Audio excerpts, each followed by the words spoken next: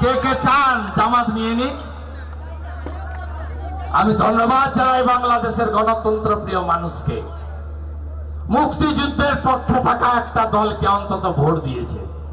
কথা বাড়াবো না, রথযাত্রা এগিয়ে যাচ্ছে। আপনারাও অনেকক্ষণ এসেছেন, কিছু মা দিদি উঠে পড়েছেন, বাড়ি যেতে হবে, আপনারা শুনছেন। 5 বার আসা হয়ে গেছে মেখলিগঞ্জে, হলদিবাড়িতে, এদিক ওদিক করে। ভোটের আগে আবার আসবো। তার আগে দুটো কথা আমি দিয়ে গেলাম। আমি বিরোধী দলনেতা, যা বলি ভেবে বলি, যেটা বলি সেটা করে দেখাই, রেকর্ড করে রাখুন।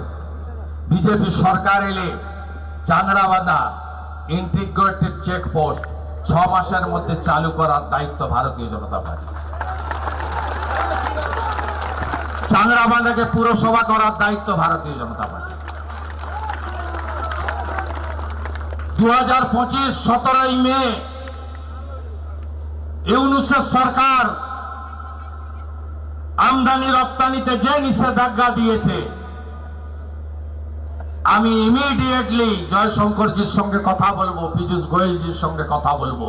এখন নির্বাচিত সরকার এসেছে বাংলাদেশে, এটা যাতে যত তাড়াতাড়ি উঠে যায়, যাতে আপনারা এপার ওপারে বাণিজ্যের কাজ, ব্যবসার কাজটা ঠিকঠাক করতে পারেন, এটাও দেখে দেওয়ার দায়িত্ব আমাদের, আমরা দেখে দেবো।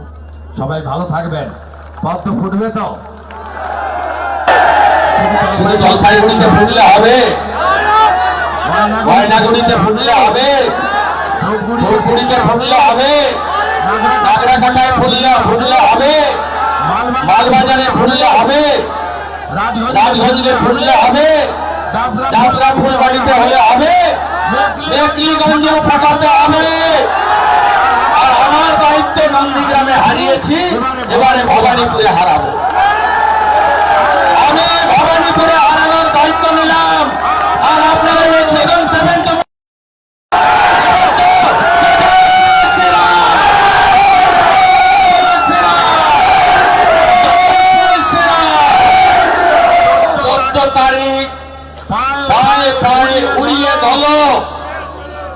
কোথায় যাবেন? ব্রিগেডে শ্যামল রায় ট্রেনের ব্যবস্থা করবে।